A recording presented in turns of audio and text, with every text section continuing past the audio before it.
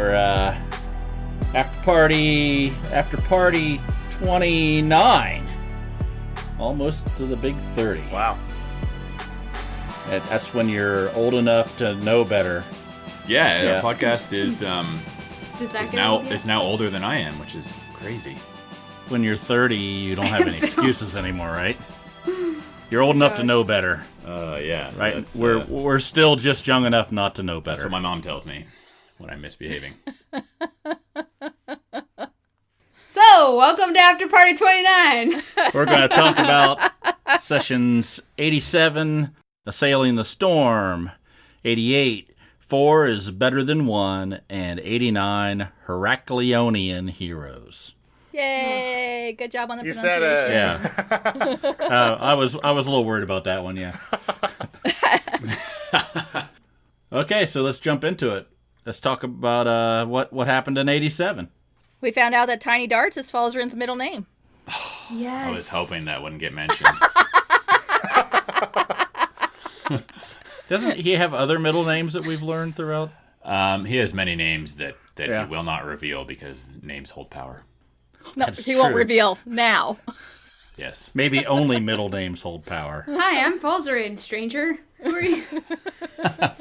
Hi, you look menacing and dangerous. My name's Falzarin. We finished off the Spirit Guardians, or whatever Shield they're called. Guardians. Shield Shield Guardians. Guardians. I don't know what they're called. And then there was a siren, and then a big dome came down over the city and locked us out. Sure did. We were not expecting that. Not at all. That was pure evil. I mean, And genius. I'm impressed. That was a pretty cool thing to add in. Well, I was really excited to do this, and basically, I mean, we learned also in this episode that this attacking force has landed on the island as well, and is assaulting the city. And I knew on basically day 3, from when you landed on Heraklion, 3 days after that would be the attack. So you could have been anywhere. Like you could have been off island. Interesting. You could have still been in the city. You could have been down on the docks, which would have been, oh man, I was kind of hoping you were down at the docks, but God, Ruthless. that's so Kill mean. us? that Just was heartless. Kill us off? very, very interesting. So yeah, he just happens to be out north of the city. Yep. Waiting on we weren't really waiting on Geneva. We were waiting on Alamar to come up and do his thing. You knew what was happening when it was happening, and then you told us to go outside the dome. Just pure evil. I didn't tell you anything. He didn't that was tell us. that was Geneva's advice. That's a fair point. Leland had nothing to do with that. We were supposed to meet her at the gate, not leave the city. I know. Exactly, that's right. I think we were just sort of looking at the time and went, well, we got like 3 hours. I What can know. we do? Yeah. I don't know. We should have taken a nap. Probably. Short rest would have probably been a better idea. I know. We made our way along the much easier to traverse east side of the city Yeah. Yep. and saw who the generals were that were attacking in the city and discovered Yeah. it was the new Sardo, Chucky, and Erica. Yes. Yay, finally they come back. Oh god, it's been so long. And Mia's never seen any of them. No, neither is Shakara. No. On the website, Emily updated the NPCs and it had Sardos deceased. And then I think what you put out there, damn it, Leland, behind it. I was going to put deceased, revived, deceased, That's awesome. Yeah. revenanted. Interesting thing about Sardo, with nice little bit of flavor that Leland added in, was that only Shaft and Falzarin kind of saw this shimmering little thing that he did, was I think what Leland said. So yeah, I'm thinking that probably means that he's come back specifically for Shaft and Falsey. Now, okay, so let's talk about that for a second. Sardos has nothing against Shaft. Matter of fact, Shaft was trying to help him. But Shaft was still part of the group that originally Shaft killed him. second time around. Yeah, second time around, but they was trying to kill it. That was just self-defense. I don't know that Sardo would see it that way. I'm not sure Sardo... But he wouldn't be after me, I wouldn't think. He was after Bryn. Yeah, but Bren's dead, so now he's after you and Falzarin because you're the only Damn ones it. left of that group. I knew hanging out with Bren was a bad idea. Sorry, buddy. I actually forgot to listen to the after credit scenes now that we're talking about it. I didn't Once listen. again, association with Falzarin is getting Shaft into more trouble. There you go. Is generally It's all unadvisable. Falzarin's fault. Yeah, so Prove me wrong. While it was been ages since you as players had seen any of these characters, the astute listeners that do tune in for the end of some episodes, have heard quite a number of activities that Sardo was going around doing. As I think there was one where for his actual revival, as he found a new body after you killed him outside of Victor. And another where he actually went and got Chucky from Victor. Chucky was actually in Victor. Yeah, something Yeah. happened there. Now, I will say Chucky probably doesn't care much for Shaft.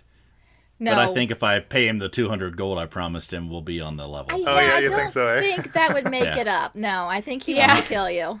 You want to go down there and ask him? 200 gold, you ought to be able to get that hump removed for 200 gold, I think. That's all you need. Everybody looks like they just got very uncomfortable. Well, I was trying to imagine this humpectomy that you're describing. I guess it depends on how twisted his spine is, though. I mean, if he has scoliosis, that's probably a bigger deal. I think Bill's qualified for that now, right? Kyphosis removal? I think you just strap their ankles in to a device and then put them upside down and stretch them. That's how they did it in Aspara at our current You're thinking time. of the wrong humps. The good doctor could fix him up. Maybe. I knew Erica was alive. I frickin' knew Erica was alive. Ugh. But she's unarmed. yes, that's right. She's heavily armed and unarmed. all That at the joke same never gets old. So then we ran into Drag and Jacqueline and Biff. Good old Biff. Man, Biff's my favorite NPC so far. He hasn't said anything. Easiest to roleplay. He has a great accent. We just don't know it. My name is actually Beef. That's pronounced beef. B-I-F-F. Beef. Oh, man. And we find out from Drag that Geneva had actually sent him a message that morning asking him to come to Heraklion. Yeah. Because something was wrong with the dome. A little suspicious, Geneva. That is, yeah, really curious and weird. Yeah, so she sent a sending spell to Drag. So it's not like because I was wondering, did he get a letter that was maybe counterfeit or forged or whatever? But no, sending spell. I don't think you can fake that. And again, yeah, like if Geneva's helping this like two-pronged attack, inside, outside, I just don't understand what her final plan was for him other than to get the ring? But she didn't know.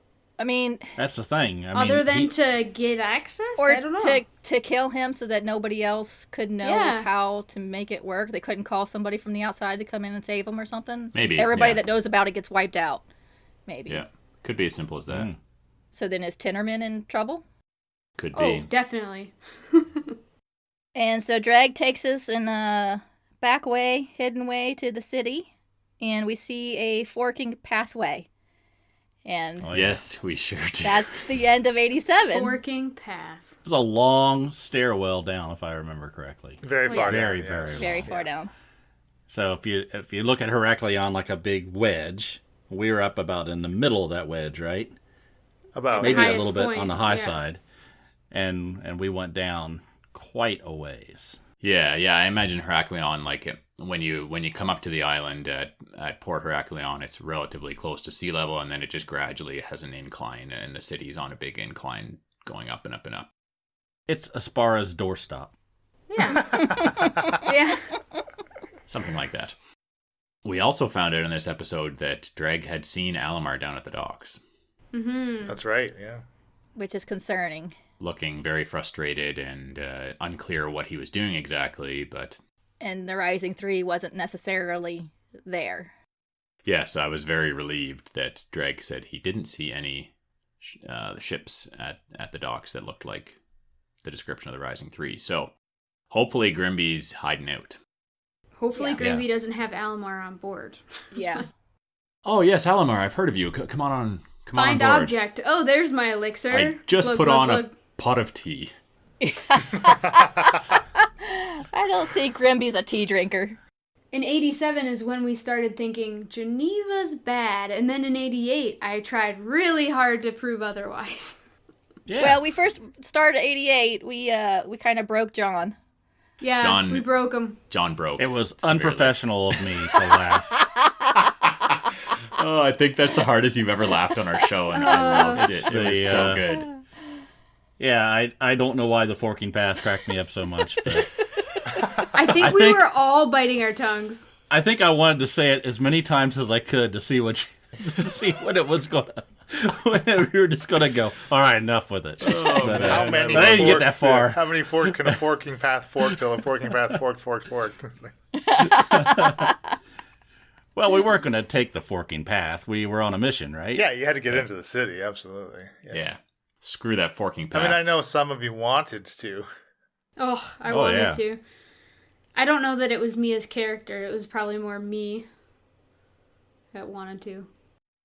Yeah, I mean, Bill was thinking to himself, we have to remember this and come back because there's probably something important down there, but we can't do it right now. I think Right. the Drake didn't know about it, is because it was supposed to be a secret passageway Right. down there. That's what made it appealing. But we weren't going to head down that way and get killed before we could get into the city. Yeah. Oh, that would be funny. You mean I put a hook out there to potentially Yeah. snag you? Oh, my goodness. How dare you? I mean, like, there's not enough fucking shit going on right now. as it Oh, is, really? right? Like- So yeah, so Mia got back on Geneva's side. What was that all about? For whatever reason, I continued to tie Alamar and Geneva in the same boat and was like, well, Geneva knew something was going on and wanted to save us from what, I don't know, like, she wanted us outside the bubble on purpose, like, in a good way. I don't even know what way that would be. And the thought that went through my mind was, there's no way Leland would do this to Falzarin again. That is the thought I had, so I defended her. You underestimated his dickness, didn't you? And I underestimated his... So many have. I said it for you, Leland. And I was like, you gotta be kidding me. And Bill's Yeah. reaction was priceless. Just so Falzarin, good. yeah, there's nothing left for him. This was, It's over. Just kill him now. I was thinking maybe Geneva could be a potential love interest for Falzarin. She's this dark-skinned, beautiful, I think, is she an elf or something? She's an I elf, forget. yeah. She's an... You're the one who said Elven she's mage. hot, but other than that, I have you know. multiple times attempted to make it canon that she is hot. Like a Halle Berry type, or what are we talking? Yes, that's Ooh, exactly what yeah, I pictured. totally. Yeah. Yes. That's what I pictured. And now she's dead. Or she's a deep Scion. No, now she's murdered. Actually, is the word you're looking for.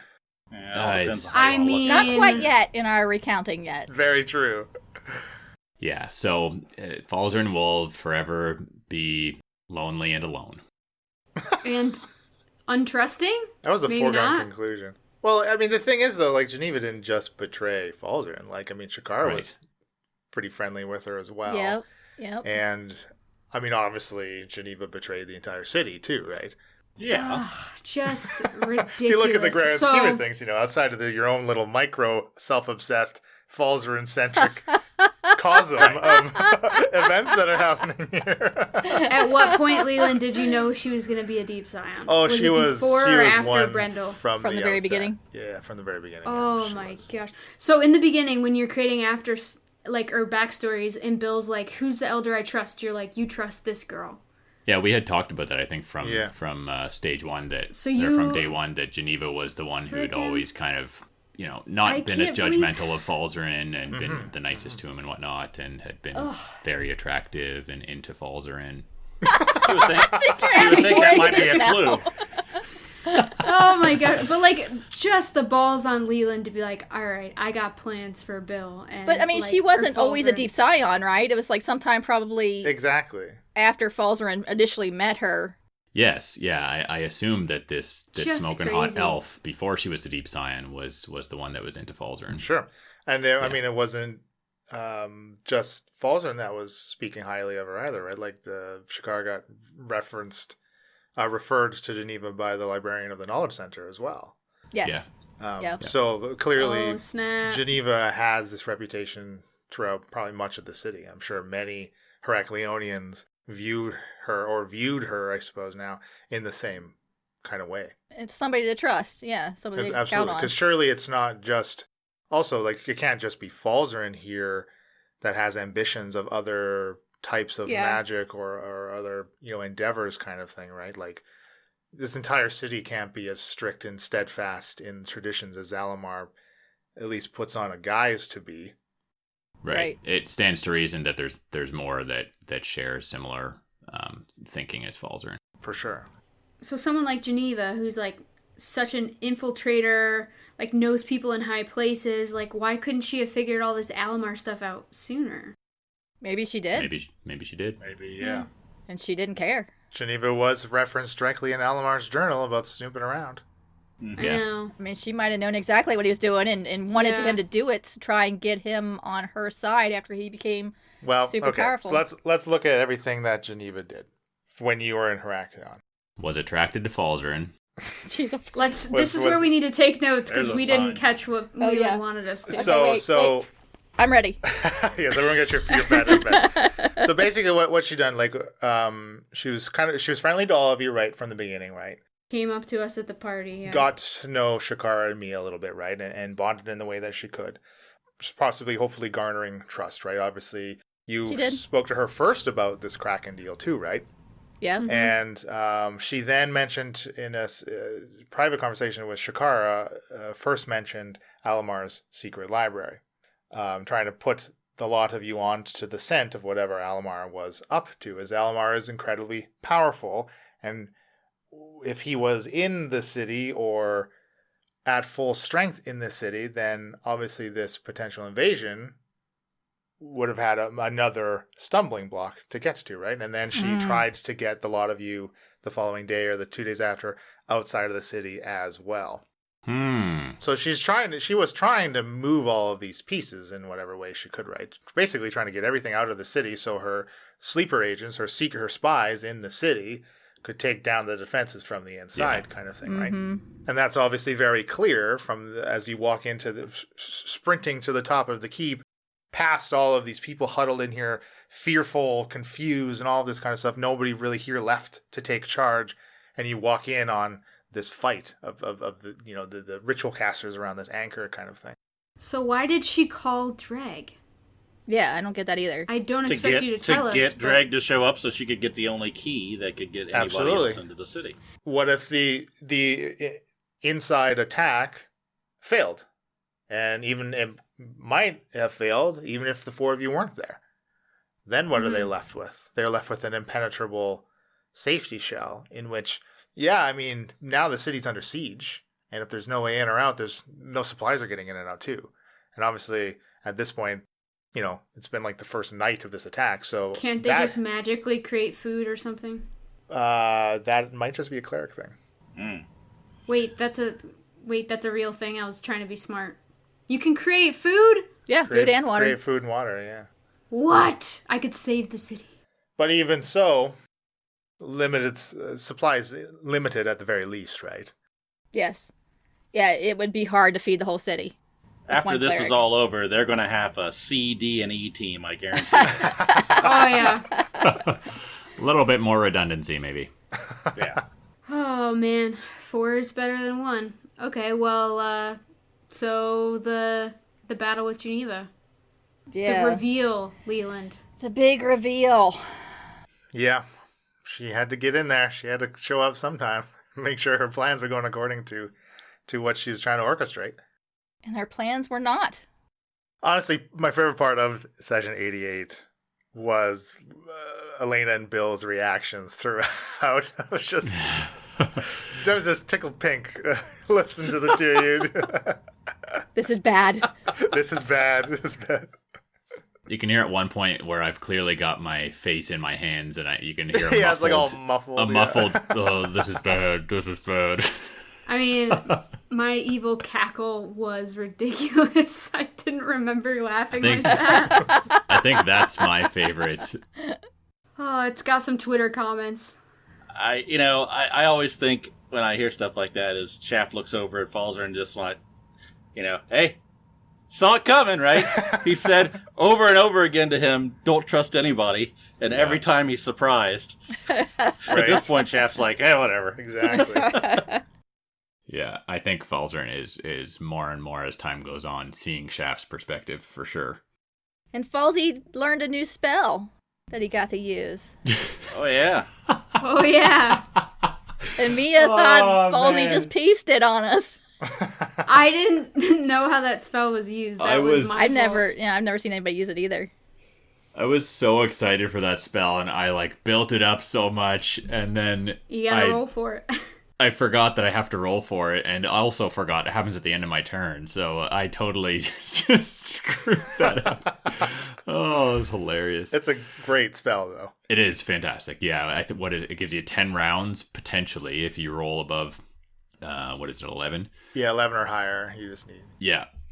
So 10 rounds where you're basically untouchable. That's incredible especially for a squishy wizard. For sure. Yeah. For sure. That's Definitely. clutch. Yeah, once I learned how it worked, I was okay with it. But Pop back onto the material plane just to take your turn, and then bye. It's so sweet. So this fight was kind of very different from any other fight we've really had in the campaign so far. Same with even the fight in 89 at the beginning of 89 at both of these anchor points. It was more about control rather of the enemy rather than the four of your lives being at stake, right? Because the four of you at this point can hands down easily deal with 4 deep scions, right? Yeah. So it was kind of a bit of a different encounter design, and I don't know. I think it went pretty interesting. Oh, yeah. Trying to protect other people. Yeah, more about keeping the incanters alive. Right. Absolutely. Which we We didn't kept one alive. necessarily we excel kept one. at.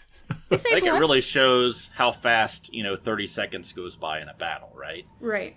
I mean, I was just trying to run over to get a good attack in, and just with 25 feet of movement, you're only halfway there to be able to get something in, and the next time you get over to where you can hit, it's over. Mia's already smashed a hammer into her skull and smacked her against the wall, right? And then kept pounding her to death a little bit. It after was that. a spiritual hammer. Yeah, you gave her the spirit for sure. She chummed Geneva's head. She did. Geneva's head's been chummed. I just really want to make sure when they're dead, they're dead. Sure, yeah. And also on that, then we had that clutch move where you broke Geneva's concentration on that cloud kill. Yes. Yes. Oh, yeah. That was would have very good. immediately it killed the rest of those ritual casters and done a lot of damage to Shakara and Shaft had they failed their con save. I was Yeah. thinking so much about that cave battle with Brendel when that happened. Absolutely. I was And like, that's "Ah!" good. Those are tactics that it's good that you're developing that as a player as Mia well. wouldn't know that though. Oh, Mia absolutely would know that. Of course, Mia would know to break a concentration on a spellcaster. You concentrate okay. on spells yourself. You are a caster, Mhm. so 100% Yeah. Mia would know that. I think all of you would, right? Yeah. Mm-hmm. When we've failed to take advantage of that sort of stuff tactically in the past, it's our lack of player knowledge rather than our characters not knowing. Realistically, Falsey would absolutely know that if someone's got a concentration spell, you got to hit them. Yes, and unless you come up against a sorcerer or something that can subtle spell and you can't tell who cast it, your characters very clearly know who they could or and should be targeting to dispel these types of murderous effects. So you only saved one. Yes. Yeah, we didn't do so hot. Yeah. I mean, to your point, John, of how quickly things happen, I think it was emphasized in this fight because we had some people that were, you know, not heroes or not like powerful villains, and it's like they go down pretty quick. And I think that made the battle feel more intense and like things were happening quickly because all of a sudden they're just dropping like flies. Right. Yeah. Whereas Shakara and Shaft and Mia, they can all take some hits over several rounds and still be in the fight. And I think we did a good job of, like, with using Blink like we talked about, and I think Shaft moved over and used his bow a lot more for some range to be able to stay out of certain areas. I think, you know, the tanks are going up and doing their thing, and, you know, the hammers are flying. I think we're getting a lot better at tactically working together. Yeah. After 87 episodes. Yeah, right.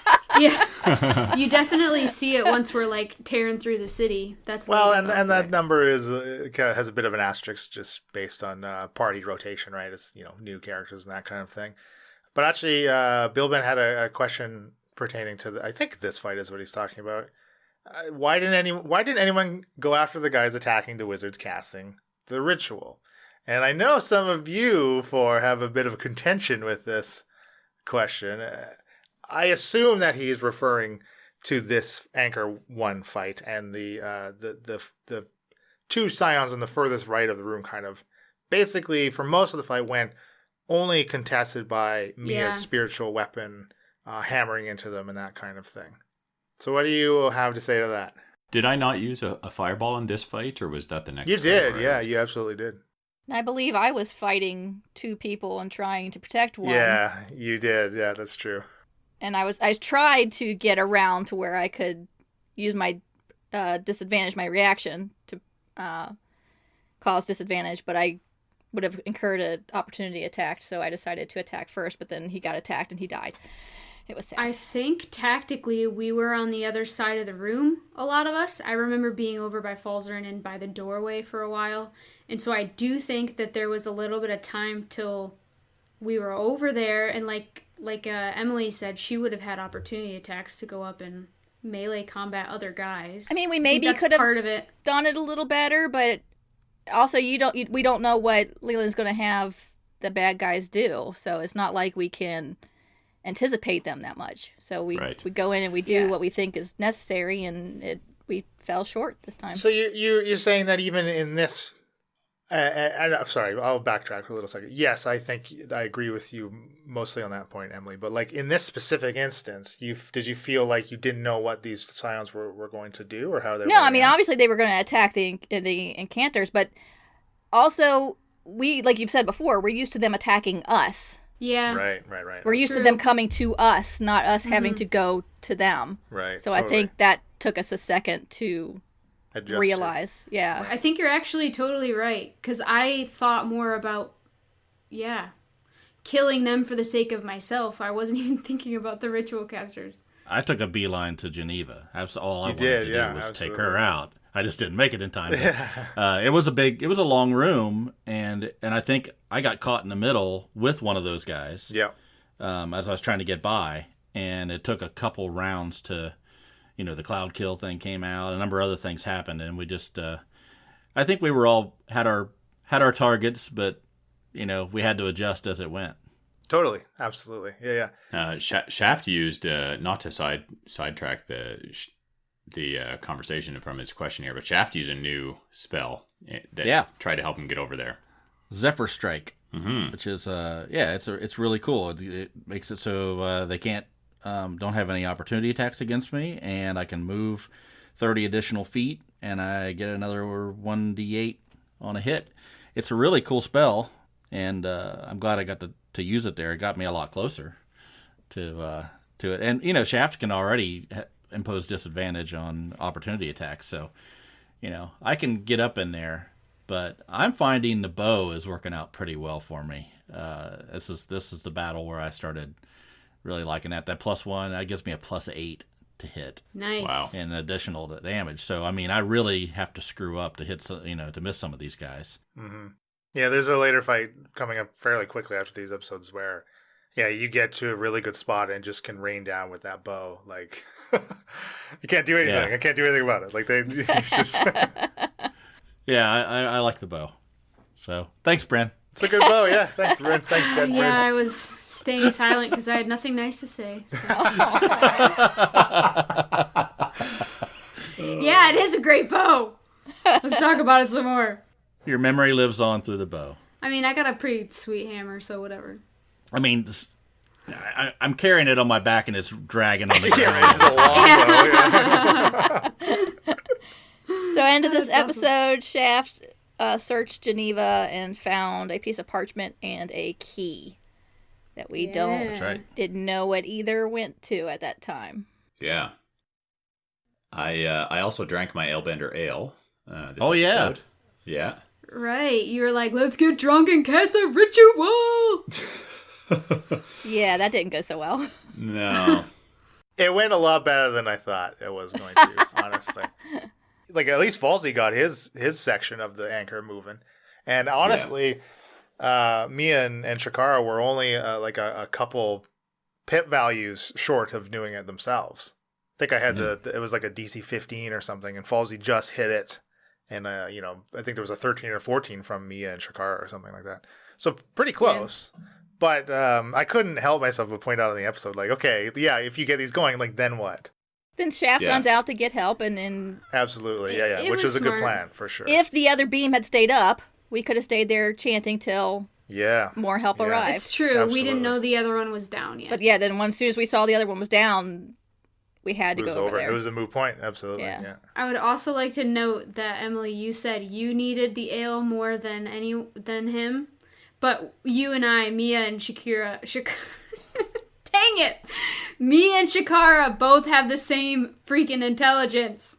Oh yeah, we do, don't we? Yeah, we both needed it more than him, but then if he hadn't had it, he wouldn't have made his check either, though. That's true, yeah. Important thing to note here is if we get the hell off of Heraklion, we can go get unlimited beer from him with all the fantastic stuff. Yeah, if he doesn't turn out to be a deep scion. One last thing before we move on to 89, we had a great line and follow-up line from Elena and follow-up line from Leland. If Geneva is or was a deep scion, to which Leland says, "Oh, the jury's still out." Shut up. I didn't mean to say it like that. I knew she was. I just killed her. Yes. It was after I killed her as a deep scion. I misspoke. Good editing, Leland. Gosh. Yeah, there were a couple things in this series of 3 that I'm like, why the hell did you leave that in? You know why he left it in? Because he's the one that made the smart comment. Because I'm fucking funny. Yeah, that's why I'm fucking funny as hell. He wanted to leave in his own jokes where he sounds funny. That's exactly it. Because right there he said the jury's still out, and on the other one he said, well, I thought we were friends. That they're all snarky comments Leland made. Yes, exactly. Look, I know by now you all realize that very, very few times do I ever lead in with some snark. I'm definitely not one to throw around some snark. So on those rare instances in which I do, I feel like, that's part of us growing with the listener. The listener gets to know us as players together as well, right? So if you cut all those human moments out, then I don't know how the Leelander is supposed to make a connection with the names, their namesake. Like, someone likes the sound of their own voice. Oh shit! If you were just figuring that out now, I don't know where you've been for the last year and a half. Like, I can't talk. It's fine. Okay, 89. Heraklionian is a hard word to say. It's Heraklionian. Whatever.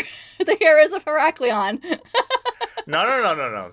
There's a very distinct distinction between Heraklionian heroes and heroes of Heraklion.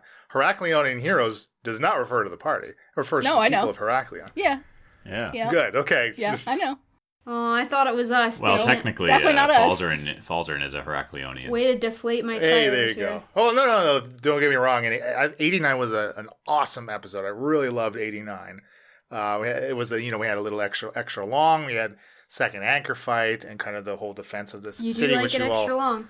I love it extra long. You all went about the defense of the city in general very smartly, I think, and you had some good sound tactics that you employed that obviously helped you succeed and helped the city succeed. So definitely not discounting the finally heroics from the four of you, in which we had to wait 89 episodes to get.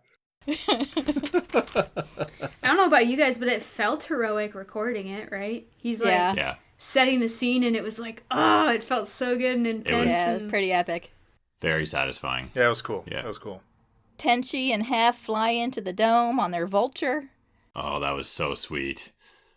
I could just totally picture that. Like, oh, it just would look epic. Tenchi and Hef just broing it out on the back of this big vulture. Yeah, they were just out for a quick joyride, you know. Hef's like waving his arm above his head. It'd be awesome. Yep. The dock comes under attack. They throw back a couple of 377s and pull out the tat. I assume this one was on Tenchi's left butt cheek.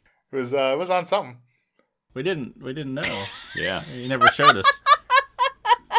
He never asked. He took his shirt off. If you recall, he took his shirt off to put some lotion on Shaft's tattoos. You didn't see any vulture on his bare chest or back. So, If Tenchi was a celebrity, who's Tenchi?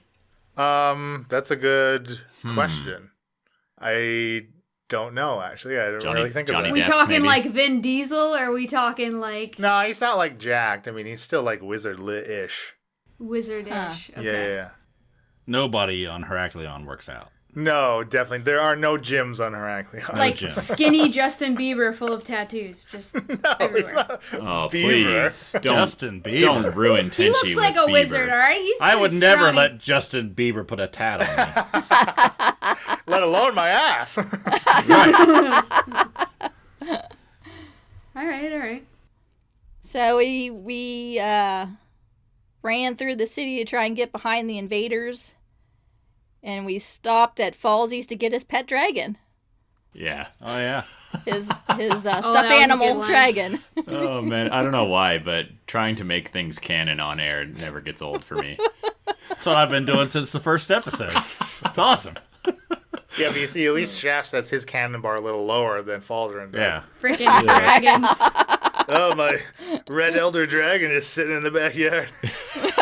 I don't know. I find out crap when somebody brings it up. Oh, you know what? I happen to know this. And I'm like, well, why the hell didn't you tell us that before? Shakara.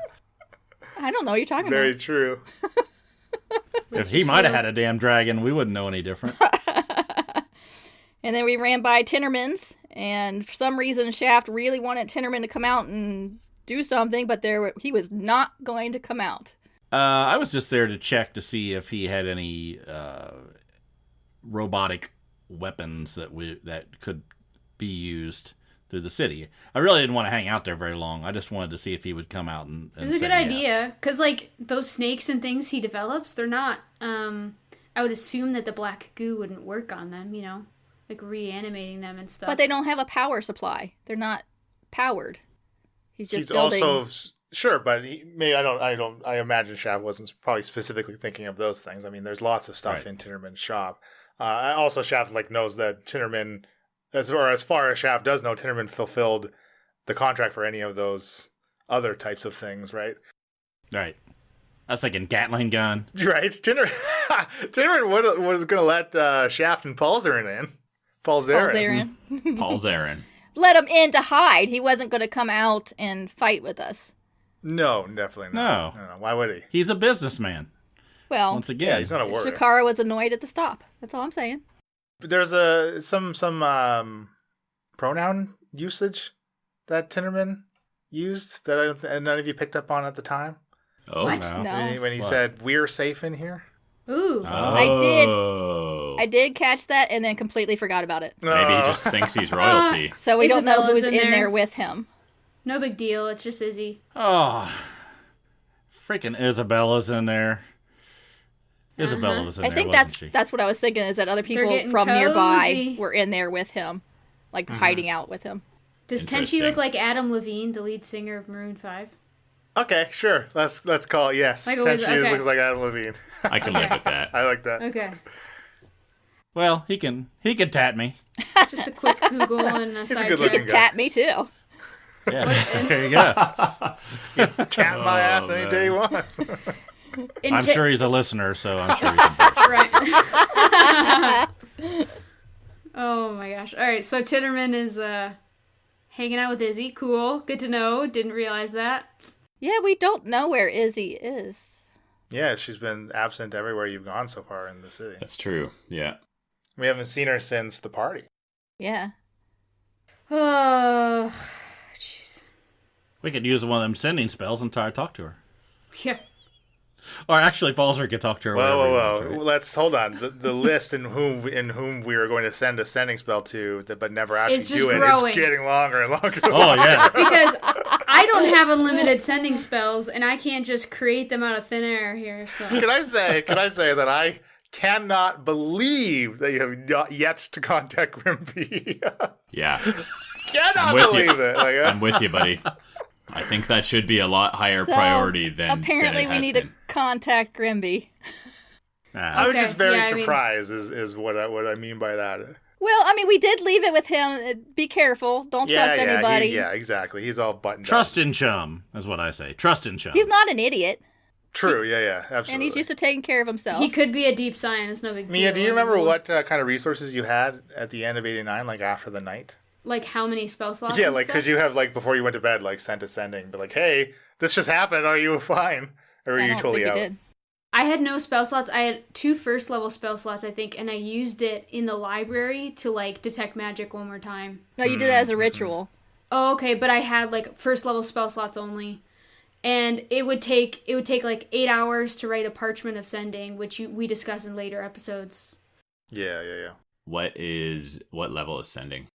It's 3rd, so I at the time had 3 3rd level spots and a 1 4th level Yeah. spot. You keep on upcasting stuff, which admittedly does massive damage when you do that. But I mean, yeah, to be honest, my priority has not been Grimby. It's been to keep us alive and kill the bad guys. Yeah, and that's that's this battle and the subsequent battles. So, I mean, we're never gonna need to contact him to get off alive if we're not alive. So Well, it's and like- also like the thing is like the majority of the party don't want to leave the island when this shit is going down, right? Right. 3/4 of the party are in the favor of staying on the island. So, what service or what purpose does contacting Grimby without, unless you were to say, hey, where are you? Where can we meet and get the hell out of here, kind of thing. So yeah, it does and make I don't sense. know that we want to do that. So it's just like Right. Otherwise, it's kind of a waste of a spell just saying, hey, are you okay? Are you okay? Yeah, right. Which we talked about a few episodes ago. Yeah, I mean, it would be nice to know if he's okay or not. And if Sure. Alamar did a see what's going on. find or locate object and found his elixir or not. Yeah, like he could send us information potentially. Sending spells are so important. It's like you guys not having phones, right? Yeah. I mean, it's like, pretend we're back in the 70s. Yeah. If you want to talk to somebody, you got to go find out. Yeah. Like you might remember. Where's my phone? Oh no, I'm more than I don't have any more slots. My data's gone. I think the other cool thing about sending is that it's Leland could correct me if I'm wrong, but isn't it like super secure? Like, yeah, it goes no right one to the can, like- person, like, and they know Yeah. who's sending it to them as well. Yeah, so like I feel like it's a really secure way that if I had it prepared every day, it'd be free. I mean, I do have it prepared, I guess. If I had one slot for it every day, it's like you could relay information. Like we could be like, Grimby, you got anything? And he could tell us what he knows, even, Yeah, whatever. absolutely. But I mean, when I created Mia, the whole sending spell in my mind was to contact my friend back at home that I've never even mentioned her name Yeah, because like it just hasn't, like, we've been thrown into all this. right, absolutely. I'm just saying, Falzarin, you should just do a whole bunch of sending spells when you get back to the mainland. There's money in it. Yeah. I mean, really. 100% I can start creating them too. It's just like annoying that You guys could set up a shop. it costs a lot of money. You can retire after this Heraklan business gets done. I think one sending spell is 8 hours and $250 in gold or something. Yeah, that's kind of the really and it's a expensive. homebrewy chart that I mount. It's actually worse if you go by like rules as written in 5e. It gets really ridiculous. I toned down a little bit of it at the higher, just because like I wanted to give. I mean, and I specifically made it for Falzarin, right? But of course, it can easily apply to any caster. Really, I don't see why we wouldn't be able to do that. But I kind of made it try to incentivize it for Falzarin. I guess like we don't have a lot of downtime when we're playing. Like we were talking, it's been like 30 days, I think, to where we are right now for the characters. 30 days. Like that's not Amazing. A long time. For the It's entire Think about how campaign. much power has happened. Like, think of the power creep in 30 days. That's crazy. of everybody too, right? Of the entire world of Aspara. Like look at all these quick succession of events. Like I was just like basically this for the start of the campaign, this line of dominoes has been tipped and it's just been picking up speed and it's just going and they're just falling basically, right? And you are your own line of dominoes, right? Trying to keep up with everything that is had kind of had a bit of this head start on you. So it's kind of wild to think about that, and I don't think it's not I don't at all traditional as far as most campaigns go, really. But that's kind of because of the way that I run my games mostly. Like I mean, we've talked about before how small in general in comparison to other game worlds that Aspara really is. Like it's very tiny. It's more like kingdom scale than continent scale. Mm-hmm. So it kind of makes sense that the way of the timeline is working out. But now I've lost whatever train of thought I jumped on to try to get to some bullshit point. We were talking about the scrolls. 30 days. The scrolls. You and incentivized it the- for Thank you. Falzarin Thank because you the very much. evocation bonus. Yes, exactly. That's right. So with specifically Falzarin making evocation scrolls, it costs him half price, meaning there's more room for profit for you as well. You still have to put in the time, or actually even the time is half as well, I believe. Yes. So there's lots of room for you to make some cash. Obviously not so much with other classes, but that was where most of the incentive and the original intent of its creation was. And back to the having no downtime, also if you're making higher levels, which do require upwards of 8 or plus hours, then it also incentivizes more downtime for the party and for the campaign in general as well. Part of the reason I haven't really been doing that is because there's only been like less than a half dozen nights now where I've had my backup spellbook finished.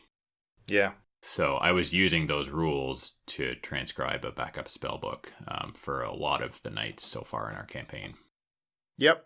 Well, and keep in mind, every time you learn new spells, you have to put them into your backup as well, right? And I've run out of gold as well. So Yeah, that's a no problem. gold, no supplies, exactly. Yeah. You think you ought to drop by your house and put your backup spell book there so when you lose the other one, you don't lose both? Yeah, I did that off mic.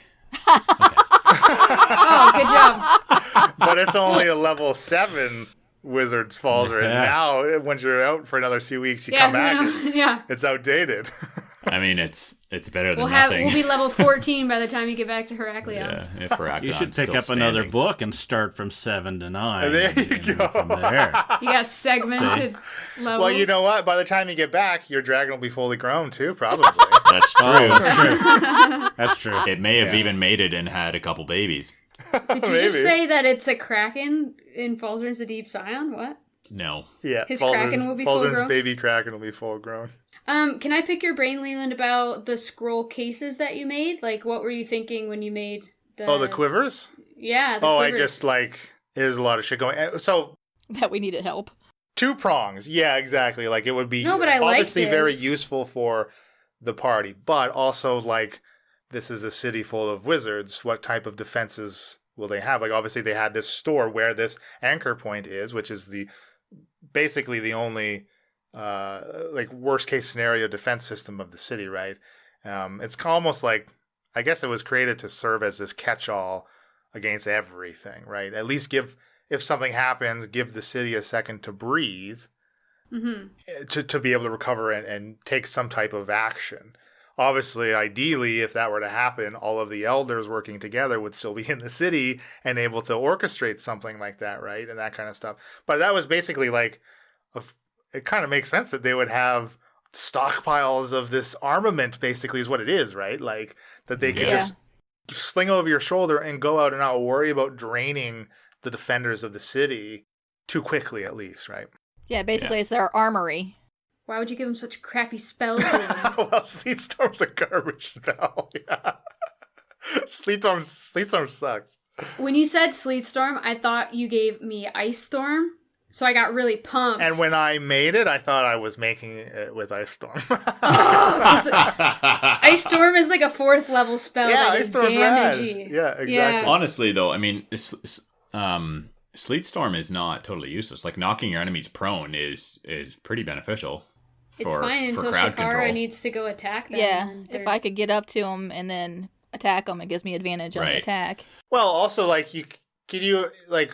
and of course it wasn't explicitly described, but like in the chaos of the battle, like you can just imagine the back line of Heracleonians throwing sleet storms further forward of their front line, right, into the back ranks of the advancing army, you know, knocking them, slowing their advance kind of stuff too, right? So, Yeah. But then the fireballs melted away, and it's the just fireballs all just make pointless. puddles everywhere. People are throwing ice and fire in the same. That was another Same comment area. that Bilben had.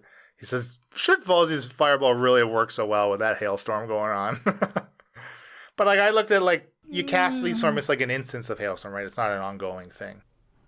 I think the ice is present for like. On the ground, absolutely, yeah. Yeah. But like the physical like hailing, Yeah, I kind don't of think so. I don't know. It's all flavor though you add to it, right? We do Yeah. what we want. If it was raining real hard and you were a bug on the wall and I had some hairspray and a lighter, I would still burn you to death. No matter how hard it was raining, yeah. That's right. I don't know what kind it of was a raining in crazy our- person would do something like that, but that's a good point, John. Nah, Oh that my guy gosh. wouldn't.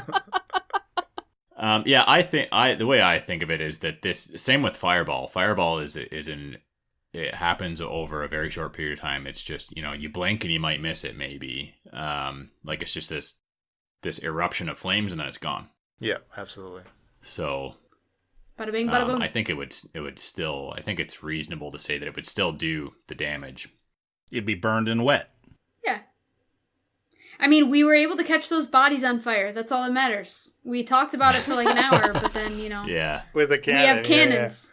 Well, I mean, so you guys, you all left Tinnerman's and then flanked basically the outer skirts of this army kind of thing, which was very, very smart, very good idea.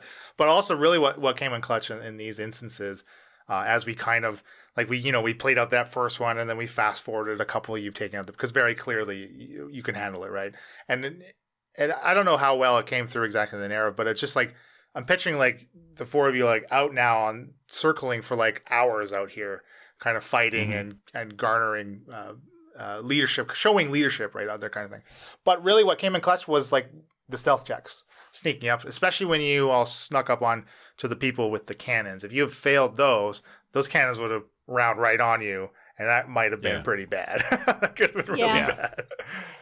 Yeah, the guys manning them were not really overly powerful enemies, but those cannons are deadly.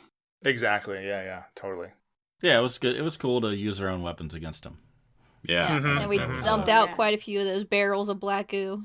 Yep. Yeah, the barrels. I mean, that's really a turning thing, right? I mean, you kill people and you bring them back. You build your army. It's what Game of Thrones White Walkers, right? There you go. Yeah. That was huge Yes, too. that's what it That was, reminded me of. very big that you took those out. Absolutely. And then Leland made the comment that there weren't that many deep scions among the dead. Mm-hmm. And we don't know what he meant by that. Still. Well, you all had theories. What were your theories? The generals were outside the like bubble. the scions themselves are higher rank. Or they were all Yeah. inside the keep or inside the city still, waiting to pounce. Yeah, my theory is that is that basically they've gone back into disguising themselves and trying to blend in. They're put there to infiltrate, right? Yeah. I mean, the guy at the dock was making sure the weapons were being sent where they needed to be sent. We saw him and we got there and the crate came down, killed him. And that also made us think that everybody was going to be, right? It was a good ploy to make us all uneasy. It also made us think Deep Scions were linked to Isabella. Did it? Not me. It made me. Hmm. He was at the dock talking about where, the parts would go, and it's a tower thing. Yeah. It's the metal parts. Yeah, I mean, there's still a lot of loose ends with Isabella and, even Erica. I think there's stuff that we don't know how they're interconnected, right? So. Well, and we still don't know Why this force is here either. Like, obviously, No. we just reacted in these 3 episodes. So hopefully in some episodes that come up, you guys will discover why Heraklion, what's so special about Heraklion, kind of thing. Lots of more unanswered questions. Yeah, this is the part of the show where we start getting frustrated and think about things. I mean, I'm not frustrated. I feel like, if listener were aware of how far we've made it and the amount that we've played so far, but just hasn't been released, we're getting a lot of answers, and we're discovering some big stuff in the very near future. So we still don't. There's still stuff we don't know, but we're making a lot of progress finally. There's also a lot of combat coming up too. The first half of our Heraklionian adventure was all RP, right? And now we're finally getting to almost the resolution of some of these roleplay moments that we had earlier, resolving in combat. So there's a lot of combat coming. Like, I mean, these 3 episodes it was all combat basically, right? Like, you basically had instances of Dreg dumping exposition on you, and that was about it. Yeah. I mean, I would like to say that the answers we're getting in the future are just giving me more questions. This is the way it's been this entire campaign. It's always been that way. And I shouldn't expect it to change at this point, just like Geneva. Should have known. Always like 5 steps ahead of us. So mad. But that's probably because he's planned it all. Well, you can't do it all, right? He wants us to We can't go down every forking path. That's right. We have to pick a point and go, and then other things will forking show up as we figure them out. I want to do whatever the fork I want. Speaking of drag, the Heraklionian citizens rallied. When they saw us firing and fighting from the back, they came up from the front, and we left them to it and headed back to the keep and ran into drag again. And we told him, or he told us, that all of the remaining elders and the B team were all dead. And we told him that we don't trust Alamar. We didn't tell him why. We just said, don't trust Alamar. Don't expect Alamar to save you. So what's your... Well, because Dreg's probably... I was going to say, what's your thought on Dreg? I mean, think about everything that he did. Letting us in, getting us up there, helping save everything. What is your overall thoughts on I think him? if he was a deep scion, he would have either not let us into the city. He would have told us to go down the forking path to get slaughtered. Maybe. I don't know. Who knows? He would have somehow caused us to be more in harm's way. He helped us way too much, basically. I don't think really there's much evidence to support a theory that Dreg is bad. I mean, unless he's got some crazy plan that he's still working on that's longer scaled than just this. The long con. If he was in with Geneva, right, he would have never let us in. Right. What would the benefit have been? Yeah. Right? And if he's not with Geneva, then he's with who? Isabella? I don't think he's with anyone. I think he's just a good guy. I think he probably is. No way. What? We finally found a good guy. But a couple more play sessions and Leland will turn him bad, I'm sure. You'll hear it from me first, just in case I'm right. I mean, maybe I'll change my mind a few times. But Dreg for head elder of Heraklion. Oh, wow. Dreg is the only elder. Is Izzy still there? If Izzy's still in the city. Yeah. We found out that Gundar and Keek were dead, right? Dreg told us that. Well, yeah, And you Sybil. saw Keek die Gundar and Sybil. in the Anchor 2 fight. Yeah, as Emily mentioned, Dreg informed you they found Gundar and Sybil's bodies. So... Throats ripped out. Geneva, and so Alamar's still alive, and... It's Alamar and Izzy left. Oh wow. Crazy. The dynamic duo. They could run Heraklion fine, I think. And they are not hot at all, so I'm not even I mean, tempted if to. Alamar turns into this nasty lich, and then Izzy's just this hag with scabs all over her, Hag. they make a cute couple. Is Alamar like Sean Connery? Alamar is not quite as No, distinguished no. as Connery No. in some of his older years. He's a little more frail. Yeah, I picture him a lot thinner. The Dos Equis guy? No, he's not like the sexy kid. Like, Clint Eastwood. When I turn into a lich. I don't always turn into a lich, but when I do. But when I do, I drink the Dos Equis elixir. It has 2 X's in the elixir. oh man, I really like Dreg. He's quickly becoming one of my new favorite NPCs, and which is funny because like before we mentioned our scheduling conflict we had with Matthew Jude, who we've since recorded with now so his episodes will be in probably a few weeks I think. But Dreg was originally supposed to be Jude's character. That was kind of the role that he was going to play. So I'm kind of happy I get to be Dreg because I like Dreg. So thanks, Jude. He gets to carry on longer. Yeah. Yeah, that's the challenge of having NPCs, right? Is that if you want to include them moving forward in the story, it's kind of not really doable unless... Yeah, it's tough, right? Absolutely. Yeah. Like I said, the island of misfit NPCs. Yeah. That's where they all go. Nobody dies. And then one day we'll have an adventure going to that island. Oh, boy. That would be intense. So after we leave Dreg, we decide it's time to take a little sleepy poo. And we go back to Alamar's office, hoping that it's safe. And find out that quite a few of the books that had been there before are now missing. Mm-hmm. Like the Gollum books.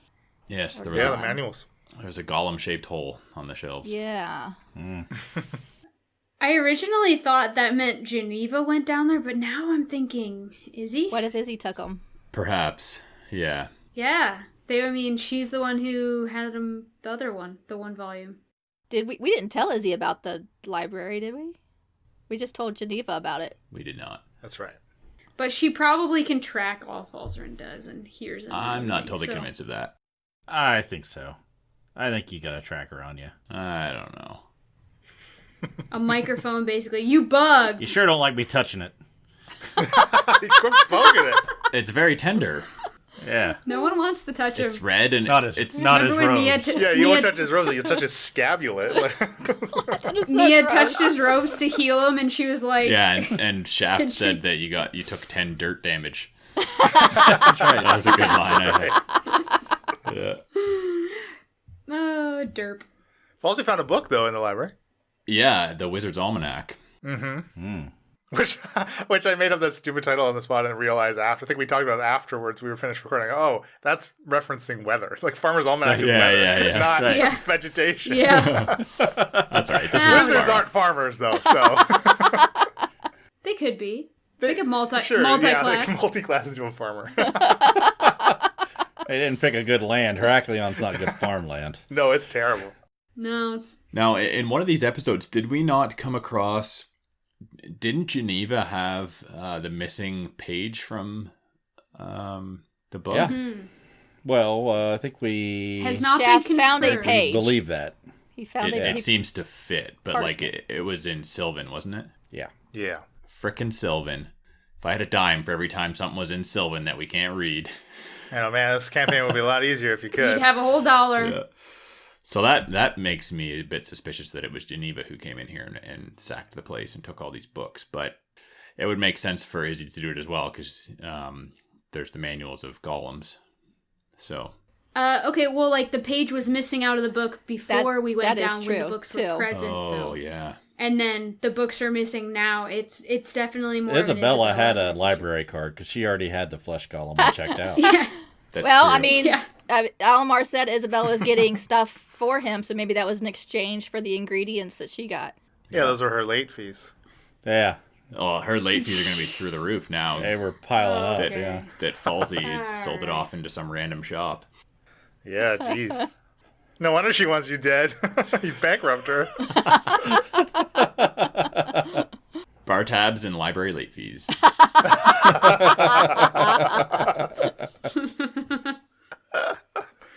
I didn't even think about Alamar actually giving them to her. I thought she would have stolen, but yeah, she could have been down there. He could have been like, I gotta go. Here's your books. Well, peace. he's been the one that's really wanted her to be the next elder, right? So they've been in for a while. Yeah. He didn't just meet her.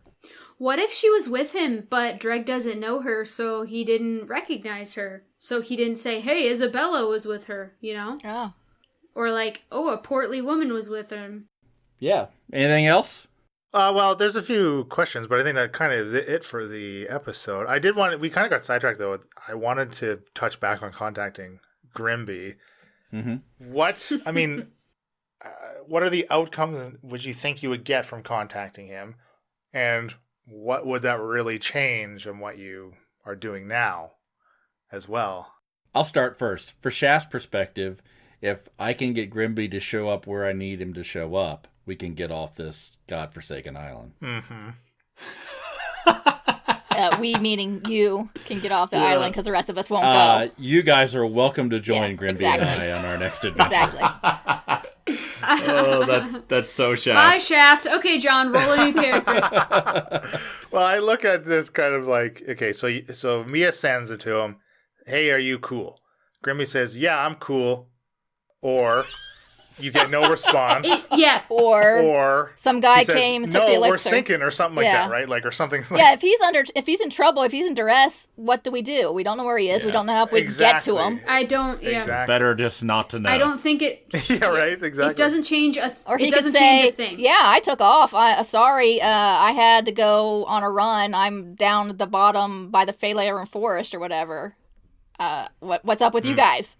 Anything new? Yeah, what's going on over there? I'm cool. What's going on with you? 25 words The or less. one thing that could change is like if Grimby in 25 words gave us a bunch of information and answers. Yeah, that's likely to Somehow, which happen. Leland would never do. Leland Answers would to never what? do that. So what like you Like have to pose where some questions, Alamar right? is, or We would say like where I would literally just save words, right? And be like, where are you? are you okay? What do you know? Are you okay? Yeah. Shakara sends her Any love. info? I mean, the last thing we said No. to Grimby was, put the lid up. If anything bad happens, hire get the hell anyone. out of here. Yeah. Yeah. Don't trust anyone. Yep. So my assumption is he wasn't at the dock. He's out in the water somewhere, hiding. I think the most Yep. challenging part is just the nature of the sending spell, because it's not a conversation. It's a short message answered by a short message with no Text. ability to reply again unless you use another sending spell. So to Leland's point, I think it's a good point.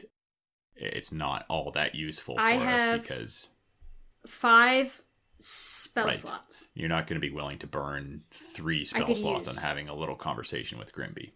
No, there have been more important things so far. I could upcast it to 4th level and spend 5 spell slots. But yeah, we don't rest often, so it's like... A lot can be said in 75 words, though. You can't be burning all of your 3rd level spell slots just to chat with an NPC. No. No, you got to put up a storm outside of a dome that you can't use. Just send some lightning and... I just feel like nothing would be accomplished, and that's No, why it hasn't I happened think yet, that's you know? valid reasoning. Absolutely. Absolutely. I do have a question for you three, though. When are we done in Heraklion? No, I mean, what would have to happen before we would say, okay, it's time to go back and focus on We'd the have tower to have job with assurance the Falzarin? Kraken was taken care of. We'd have to make sure the city wasn't under attack anymore. And Save that the city. Alamar Yeah. is not going to become a lich. What about Erica? Well, that would be the city's not under attack anymore. Yeah. I don't really care as much about Alamar. If he's gone off Heraklion, screw him. Oh, that's gonna bite us in the ass. Yeah, but That's fine, but Mia doesn't know. I think Mia would be going, hey, the city's safe, let's go get the Niyogi. I would think that maybe Shakara would be... I don't know about Shakara. I want to find Ailbender's dad in the bloom and get that Okay. beer. I want that And beer. Falzarin, we're sort of... This is Falzarin-centric Heraklion now, so what would make Falzarin feel that he was ready to leave and go back to the mainland? Yeah, I think it all stems from the fact that this is Falzarin's home more than anywhere else in Aspara. So he doesn't feel like it's right for him to leave in the middle of Heraklion in this huge mess. So Right. Would you want to continue on with the party, or would you be feeling like, becoming a leader? Yeah, in the hero Heraklion? of Heraklion, Paul Zarin. That's something to think about. The newest elder. Yeah, Yeah. you should probably go with Paul Zarin too, because other people sort of might have heard about you before. yeah. Well, I guess you have to try and figure out what percentage of Heraklion would share beliefs with Alamar and the like and would never accept Falzarin versus how many are maybe have been living in Heraklion and share beliefs with Falzarin but just keep to themselves and keep quiet because the prevailing And leadership if is you were in is against charge, it. you could implement that change. Yeah, but if it was you and Dreg? But does Falzarin want to go up against, say, 95% of the population who doesn't want what the change that they're going to propose? But is Bill too attached to his first character That to has roll nothing a new to one? do with it. Cross my heart and hope to die. Think of the reputation, though, the four of you and Dreg have now, Yeah. though, right? yeah. Like, it's not going to go unnoticed in the city. Right. And a lot of the city is destroyed. Well, don't say a lot. I mean, there's, a few number of buildings that have been destroyed in this wave from cannon fire and stuff. So there's a lot of rebuilding that needs to be done. Yeah. Not nearly as extensive as might needed to have been done had the four of you were able to get back in the city. Right. Yeah, I won't say that it's unreasonable to think that Falzarin might feel obliged to stay and try and clean up the wreckage and rebuild. And I mean, 3 weeks ago, you were on the tower job with us because nothing better to do, right? well, it was more Falzarin left because he felt like he'd learned the majority of what he was going to learn in Heraklion, and he suspected that there was other magic and other arcane knowledge that existed throughout the land that he wasn't going to come across in Heraklion, and so he decided enough is enough. I'm leaving here, and I want to go out and I've learned all the magic I'm going to learn here, and I want to discover what there is But to we discover. haven't shared with Shakara or Mia much about the tower situation at all, which was a major plot point in the first half of our season 1, Yeah. I should say, Yeah. or chapter 1. And at Was this it? point, you may, well, it was at the beginning, right? I mean, it was the whole point. I we don't know. got I feel like hired it's and- always been in the background. Well, because at first we weren't high enough level to even start tackling it. That's not, I think John is right, because that was the reason you all went to Goldham too, right? And that was Yeah. a huge section of chapter Yeah. 1, absolutely. Yeah. Well, I feel like we put Bill on the spot a little No, bit. no. Sorry, but I do think I guess maybe think about what your character would really want, because it seems it would fit for him to stay. If he were to decide to stay, it would be a sense of, what's the word, duty and loyalty over top of his own desires, because I don't think his desires are aligned with staying in Heraklion. It's like moving away from your hometown, when you get to be 18, 20, whatever, and being like, you know what, I come from this little hometown and there's nothing else to do here. I want to go and see bigger, more exciting things. Yeah, but you could be the ruler in Heraklion that introduces the new stuff you want. Yeah, but I mean, if he knew people that were like-minded to him were now the ones that were in charge, he could leave with the sense that Heraklion was being taken care of. It really depends on how much he has fallen in love with adventuring. Yeah. Well, as Yeah, I say, true. why would he want to come with Shaft? I mean, you think about Shaft's situation. He's a bounty hunter. He's got a job. He's been hired to do this thing. And you two, I want to use you guys to come with me because you're Yeah. powerful. But Falzarin, he may have no interest in coming along. But how loyal do you feel to Shaft? Do you feel like you owe him? For sure. Yeah, I think there's a bit of that. I haven't known Shaft that long, right? Like Leland said, it's been 30 days in game that Falzarin has known Shaft or thereabouts. But Falzarin initially, part of what's in his backstory is that he knew of these blue lights, and he knew of talk of whispers of maybe some new magic that's coming about, and he wondered if these towers and the blue lights had something to do with this talk of this or maybe not new magic, but maybe ancient magic that's being discovered anew. And so he does have an interest in the towers to an extent, because he wonders if there's some sort of magical stuff going on there that is until now unknown to him or anyone on Heraklion. So that's his angle, I think, for being interested in the towers and for leaving Heraklion to go to the mainland. Emily, as far as Alamar, I think one of the reasons why Mia would care less is, like, how are we ever going to track him down to even... You know what I mean? If he left the island, by the time we're done with the Kraken and Erica and everything, you know what I mean? Days later, like, what... Yeah, but I don't think either of us would give up without at least trying a little bit first. Knowing how bad a lich could be. Yeah, maybe it's because Elena doesn't know how bad a lich can be. I think you need to do some reading. Yeah. Probably. Well, I think a lot of maybe some of that character decision that it's difficult to speak to now without additional information and kind of experiencing a lot more with Alamar specifically. Like, what you as characters and probably as players, I guess, should probably really question what type of loyalty and duty that Falzarin may have with Heraklion does Alamar also have with Heraklion, and maybe he fled island in the interim to save himself, but then is he going to come back? Like, is it now not worth him going through with his plan where he wanted to and what he had originally thought would turn out? Or will he just try to find a new place on the mainland to do the same thing? I never even thought about that. Right? So it's difficult, I think, for your characters to really judge that at all. Maybe Falzarin could probably speak to that more, knowing Alamar the best, obviously, right?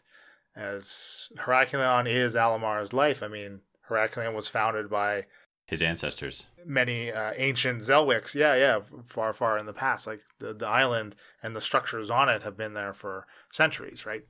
And there are connections, right? We have Isabella and Alamar, Isabella and the towers, and there's a lot of connections there. So maybe that all leads to the same place. Does Shaft worry about Alamar then? I think Shaft right now doesn't care about Alamar. He is doing what he needs to do to help you guys with what you need done, so he can get your help to get done what he needs to get done. And I think there's only going to be so much that, if we go sidetrack this, where he's going to say, am I putting myself in a situation where I'm going to die for these other guys? I don't know. It's interesting to think about it, because I always think about what would Shaft do in this situation. What does he care about? And it's really tough sometimes to think, how far would he go for your loyalty? What's the cost analysis there, right? Right. For all this upfront spending that Shaft is doing for a later reward, is it worth it? I'm sure those calculations are constantly going through his mind, every single scenario that the four of you come upon, right? Kind of thing, right? Yeah, that is interesting. That's very. I mean, hell, once Heraklion's wrapped up, we might have a few characters just kind of leaving the party to go do their own stuff rather than new members because of death. He's stuck right now. Yeah. Yeah, he definitely is stuck now. Like, he's literally stuck on this island. So his best course of action is to stick with the strong ones. Right. Yeah. Which is, it's the Gozer principle. I've thought about that. You're definitely stuck. I think Heraklion, when it's done, will be its own chapter, maybe. Holy cow. It's long, yeah. Yeah, and it ain't over anytime soon. No. I'm certainly not tired of it, though. I think it's interesting. No. It's an interesting plot line. Definitely enjoying the story still. I love that it's all Falzarin centered. Well, yeah. Well, I mean, like, events aren't transpiring because of Falzarin, but it just happens to be stuff taking place where Falzarin grew up. Yeah, I was going to say, if we went to your city, I think it would be much more Mia centralized. Yeah. I guess I'm thinking more along the lines of, like, if Falzarin wasn't in this party, none of this would, like, we wouldn't be here. You know what I mean? Like that's. Well, what I we meant. may have ended up there anyway. If Falzarin was from Altenshik and not Heraklion, but the Kraken was still seen going to Heraklion. Yeah. Probably would have followed Shakara it. would have said, we need to go to Heraklion and warn them. Right. Yeah. We'll say, let's go to Altenshik. Yeah. Just kidding. Mind you, though, like the reason you originally went to Heraklion was to speak to the elders and get their help. So Right. Yeah, There's some validity there for sure, though, Elena. yeah. A lot of good that's been doing. Yeah. Shaft is definitely stuck. Yeah, Poor we guy. checked everything off the list that Shaft came to Heraklion for. Now we just got a shitload of stuff added to the list. Yeah, we added more to the list. And, how many more things is he going to add to his list is the question. You can commission your own sending spell scroll and get yourself off the island. And, you still have, Danzig to deal with, which is down, at Yes, the... okay, So that's true. really the other thing that is sort of linking him to a Keeping bad Shaft situation. on the island. Yeah. Oh man, let's put some more episodes out, They're guys. coming. This is good. If I could say so myself. Yeah, this is an interesting set of 3 for sure. The next chunk, I think, are going to be quite good as well. Yeah, there's a lot of crap Things are going heating on, up. and like I said, a lot of combat, and the 4 of you are definitely being put through the ringer right now. I just want to Say rest. so. Yeah, we just want to rest. We had another couple of questions. So Bilben had one final comment, kind of asking like, how much did basically the party's efforts change by getting the anchors back up, kind of to temper the amount of forces that made it into the city, and obviously, like the 4 of you, like saved the city. Like your efforts in getting the anchors up, like saving. If you hadn't saved Dreg and the other casters there at Anchor 2, like the anchor you would have had a lot of trouble getting that anchor back up. I mean, maybe you all could have then spent the time assembling people to teach them from the one survivor you had, right? But then that wouldn't have been time you spent down on the battlefield helping out, right? Right. Yeah. So obviously your efforts were huge in the sanctity of the city, for sure. And really getting the dome back up was clearly the most important thing, right? Yeah.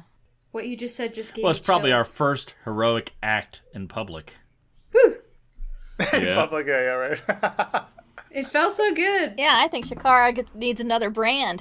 Hey, When this there is you all I go. was done. very Ooh. impressed. Yeah, because I think after this you all leveled up, definitely. Which kind of leads into Super McDad's question he had, Dave. He says, I believe Shakara has a little warlock in her now. Just a little bit. Did you do that for RP purposes, or is it providing some tangible benefits? From what we've seen so far, it looks a bit underpowered. Hashtag after party IP. That last comment, that last sentence there, I'll let you speak to that, Emily, I guess. Well, our friend, our local friend, Rob, also has a paladin that he is multi-classing to warlock. So I thought, and the reasoning behind that is the warlocks get additional spell slots that come back on short rests, but I can use my paladin smite in those spell slots. So I can get my smite back after a short rest. That was the initial thinking in that. So level 1 warlock is, I get 1 spell slot, so it's not great. But the plan never was to stop at level 1 for Shakara. Shakara, I want to take to level 3 warlock, where I get Nice. a lot more. I only get 2 spell slots total, but I will get a lot of other benefits. So that's the plan. So thematically, are things happening where I haven't been able to listen that is filling in some of these gaps? Because from Shaft's perspective, it's went from a paladin of some, I don't know, air to maybe not so much. Yeah, she's definitely getting corrupted. And Frickin' Falsey. God. yeah, that was Just rubs off wrong on the everybody. that was like my concern. Like Shakara going warlock, is that too much with already having another character that's gone warlock? Should that? Is that like just? If Shaft sees another Eldritch Blast blow out of somebody, He's going to think, what the hell's going on? Everybody's a warlock Which and a is deep why scion. I purposely did not take Eldritch Blast, because I didn't want you guys to know it first. So your 2 spell slots, though, that's like me recovering. I recover my channel divinity on a short rest, and it's 2. Yeah. So that's pretty sweet. That's really big. Yeah. Yeah. It's just, you haven't got there yet. You'll get there. Yeah, because otherwise paladins have to wait till a long rest to get back any spell slots, and paladins in general don't get that many spell slots. Yeah, it amounts to like 48 extra damage, right? Potentially, yeah. That's so much. Yeah. Absolutely, absolutely. Well, and I think your choice in going a different type of warlock than Falzern was interesting, and I think kept it fresh. Yeah, because I think we did have that conversation way back in, what was that, episode 63-ish? 63, friend of mine, I think, when you first got visited by Dendar. Yeah. And, and yes, there was a lengthy off mic section where none of you at the time were privy to, where this all kind of started. I don't know if any of you have gone back to listen to it. No, I think Emily I has haven't. since said that you are able to. It was a very cool sequence. I was very proud of it, actually. I probably should. Very interesting. Yeah. Very just again, it's just Emily wanted to open up a bunch of RP stuff, which is great. And obviously any person running any game should certainly promote that for their players and work with them to give them exactly what they want for their characters. And there's no reason not to. I think it just makes everything much more interesting. I mean, look at this. Now we have the whole Dendar kind of thread floating around there. And it gave us Keck, and it gave us this inter-party conflict too between Shakara and Falzern. We wouldn't have had any of that if Shakara hadn't multiclassed. That's why you should always multiclass Shakara. But also, I mean, That was for coming. Falsey, it's been a detriment. He's not gotten that much power. He's not, and it's having Isabella as his patron is hurting him, literally. It wasn't a choice, really, from what I understand. Yeah. Anyway. Yeah. But so far, Dendar is helping Shakara for whatever reason. And coming up, it gets better. So, Well, yeah, exactly. You got to keep in mind that, like, the two of you at the instance of these episodes only have a single level in Warlock. Yes. A single level in any class is not going to make this incredibly impactful difference. You do need to invest in it. yeah, level 2, I get a lot more stuff. I get Eldritch Invocations and all kinds of other things. And then at level 3, I get Pact Boons. So it's just going to be more and more powerful. But then after level 3, I got to decide if I want to go back, if I'm still alive, if I want to go back to leveling in Paladin or continue with Warlock. And the benefit to going back to Paladin is if I get 2 more levels of Paladin, I can get either a stat bonus or a feat. So, Yeah. although if I get 1 more level of Warlock, I could get the same thing. I don't know. Faster, right? Yeah. Well, I don't know what. Maybe if you get more slots at 4th level Warlock, I don't know what it gives you or what, other than the ability score. Usually at 4th level, you don't get much outside of the ability score. I get one more cantrip, and I'll have 5 spells that I could know, but still only 2 spell slots. But they'll both be 2nd level. Well, hey, there you go. But at 3rd, they're 2nd level. At 3rd, level 3. Anyway. 2 additional 2nd level smites is really good, regardless. But So I don't know. That's something I'll have to think on. yeah, so just stay tuned there, Dave. When we have a player actually investing in their Warlock abilities, you'll see how they shine. I think when you're a wizard, additional levels of wizard are pretty powerful. Yeah, you got to stick with Wizard. It's tough to multi-class out of Wizard. I mean, there was that short span period where that Warlock level was holding you back from being able to cast Fireball. Yeah, right. Right? Yeah. Like, yeah, exactly. And look how impactful. Like that's a very impactful spell, right? In 99% of situations, that spell is incredibly. If you're an powerful. evocation wizard that can sculpt, and also if there happens to be some enemies clumped together, like you can't beat. I was going to ask you, Leland, with our abilities now, and with things like Falzern's being able to cast a lot area effect spells that take out a lot of small things quickly, and if we fight something very large, how the 4 of us combined can do a pretty good amount of damage quickly. And if it's all focused on one area, you can really take something out. What's the challenge as a DM to be able to figure out what's going to be very challenging for us, but not so much where it's just going to wipe everybody clean with a TPK. Yeah, I mean, I've said in an after already that I'm garbage at making encounters anyway. So now I'm extra garbage. Like now it's just shit on Tile and Papa shit. I don't know how the fuck to do it. So that's why I need to maybe move towards different types of combat encounters like we had with these anchors.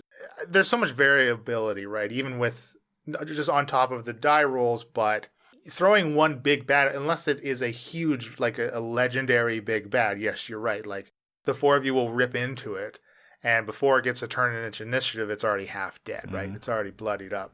So do I just give you more medium difficult? Like, you know what I mean? Like more creatures, but still, it's difficult. I think what a lot of DMs do play. is they give them something and they try nothing but to waste their spell slots and beat down with their big powerful items and then throw stuff at them to make that challenge. So, which is exactly what's happening right now in our future plays, right? Like you are all being worn down.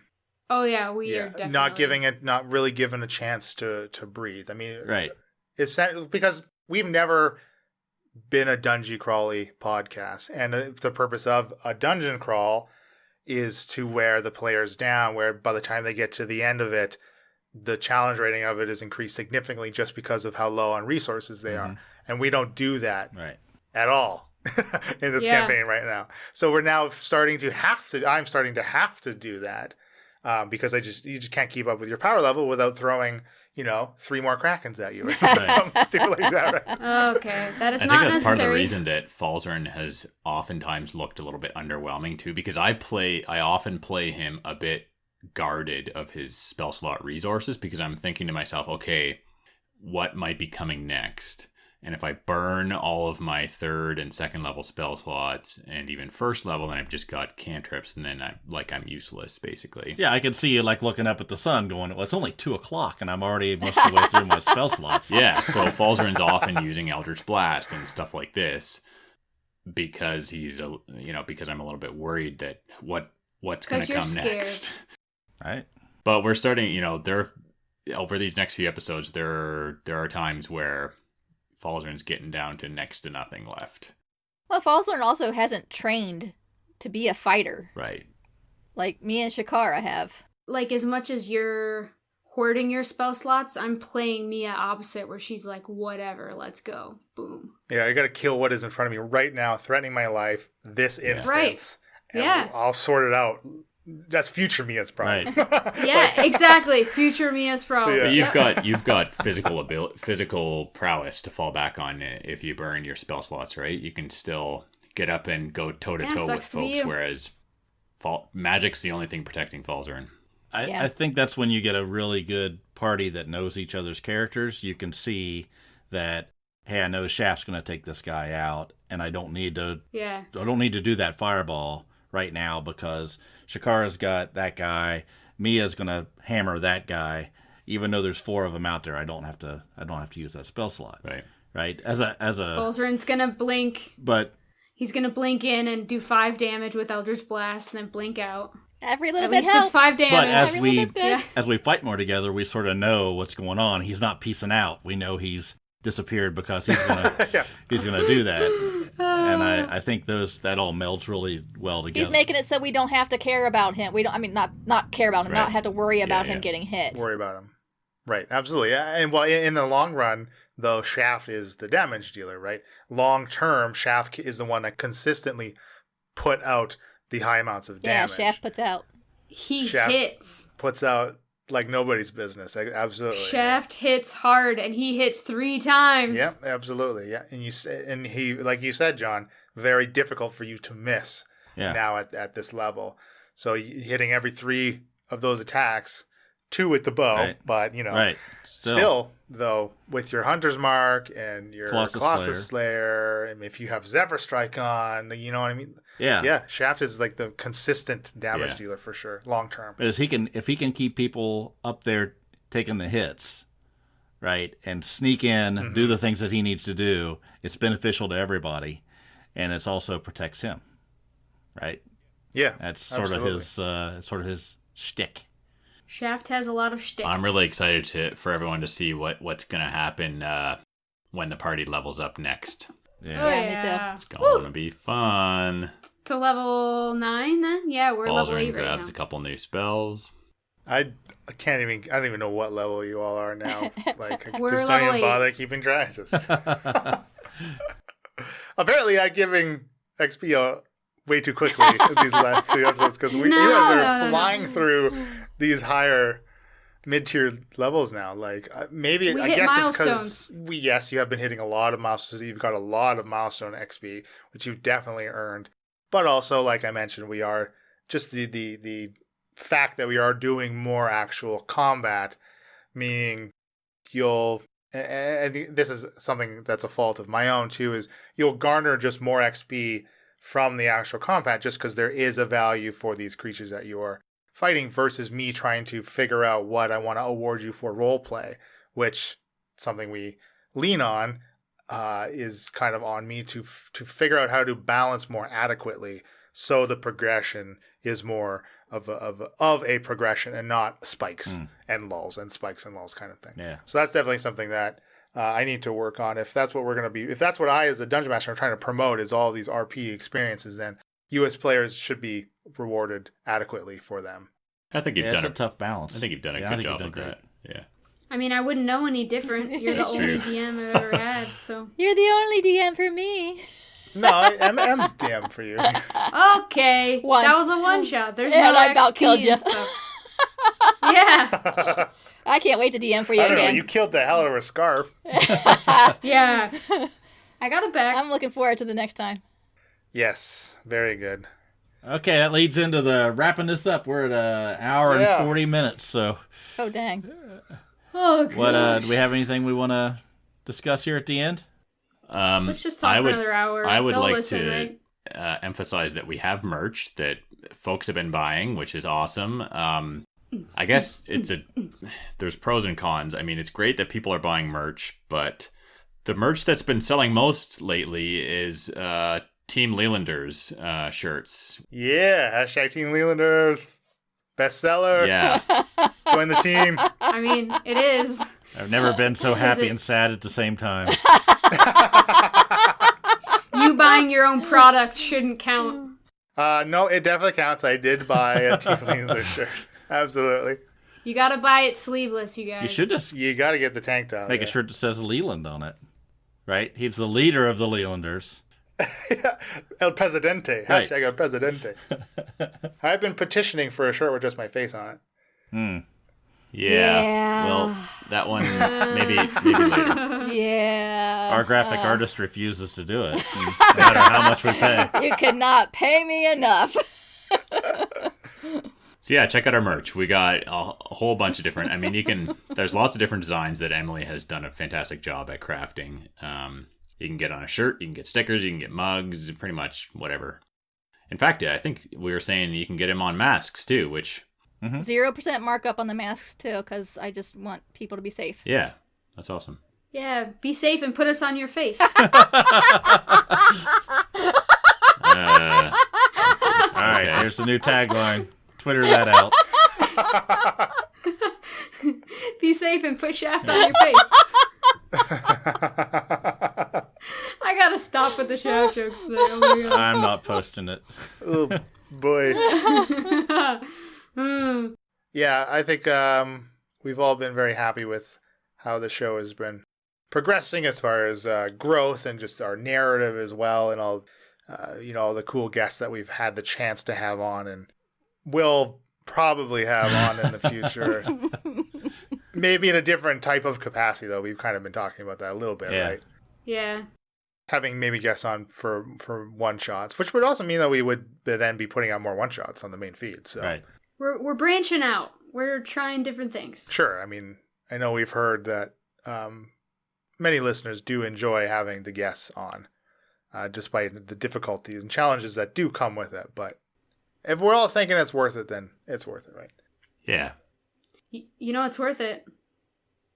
Contributing to our Patreon. Oh, yeah. Quite the segue. There's so many things you could have went with. Excellently executed segue. The way you've been talking tonight, I just assumed I was gonna have a dick on my face. I didn't know what was happening. We've all been there, Leland. Okay. All right. We've had some new Patreon subscribers. Patrons. Patrons. I don't even know. Patrons. You need to level a warlock. Yeah, I need to learn the other language here of Patreon. But yeah, thanks for supporting us, you guys. Getting some good Patreon account people and followers, and downloads are doing great. The show's really picking up, and we appreciate everybody that listens in and all the feedback and questions, and it's been really fun. Yes, the support is awesome and heartwarming. Yada yada yada. All those niceties. Yeah. Gloss right over them. Why are we letting Leland do this part? You can't shut him up sometimes. No, it is fantastic, and we really appreciate everyone who has shared the show with other folks, because that's primarily that's the best way to grow. And obviously, some people have got to be sharing it, because we're getting new listeners all the time, which is really, really encouraging. From all over the world. Oh yeah. So hey guys, what's up? Countries I didn't even know existed. Well, if you do want to reach out to us from those countries that may or may not exist, we're on Twitter at IncorrigiblePar. You can search Incorrigible Party on Instagram, Incorrigible Party on Facebook, is right. Yeah. Our website, incorrigibleparty.com, where we have a ton of maps that John has been putting together of the cities that we've been visiting to. He's also listing the episodes that feature those cities as well, which is great detail. Emily's working hard on an NPC list. Full spoilers on that, obviously.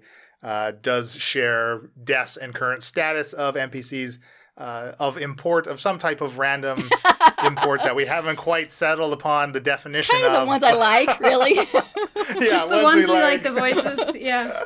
Biff didn't make it, sorry. Oh, Biff didn't make the cut. Maybe if he got a line. Yeah, maybe if he got a line. Follow us on Twitter, and you might see me doing some disturbing things in the future. Hey, there you go. Some RPG IRL. Yeah. RPG IRL. I'm trying it out once a week to try to record myself doing something that you vote on and rolling to see how it goes. I think it's a great concept. But okay. I'm not sure how much I like where you went with the first video, but it's very creative. We dialed it back. I love the first cut. I love the first draft of that video. Which says a lot why we dialed it back, right? just so you specifically know, Elena, that it killed me. I know. I was full on board with it. I'm glad that our crude humor is on the same wavelength. Okay, please, who starts the sign off? This is a sign off. All right, I've been John and Shaft. I've been Emily and Shakara. I'm Elena in real life. Wait. I've been Bill and Falzarin. And I'm Leland Steele. Happy adventuring. Hashtag Team Mia.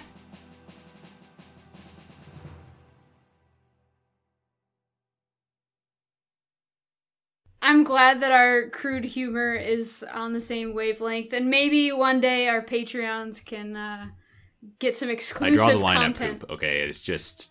You know what? It wasn't poop in the toilet. It was Well, it looked barbecue like sauce poop. and lemon juice. Oh, and lemon juice. That's a I great tried to get the- marinade. Okay. I think the red tint to it made it worse, actually. Were you going for people to go, oh, that's barbecue sauce for sure? Was that what you were doing? No. I looked at the cans of soup and stuff. Oh, jeez. Oh, that could have been so much worse. But I mean, Chili. added to the You blue. should have used chili. Ugh. I don't have a can of chili or manwich or something, but I used the blue toilet cleaner at the same time too, so it changed color. Anyway, I scrubbed a clean toilet. And That then is some nasty sounding toilet wine that you are brewing, and the two of you are getting drunk off. Brings me back to my days in prison. Every time we play, just hammered off toilet wine. Get some toilet wine going. Even though the only thing that is consistently open through this entire our liquor stores, the Adios are still resorting to brewing their own toilet wine. That's right. And we only have one bathroom, you guys. That one took a second to sit in for me. That's disgusting. Bill is so ashamed right now. He's like, why did you even